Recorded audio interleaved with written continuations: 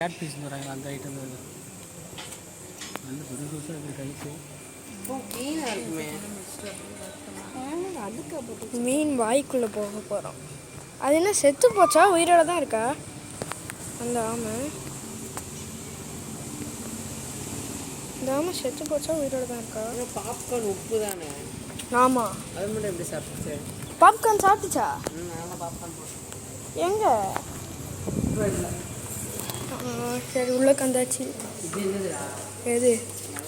ஆமாம், அவ்வளோவா நல்லா இல்லை. ஐ, ஈல் இருக்கு மச்சான், ஈல் இருக்கு.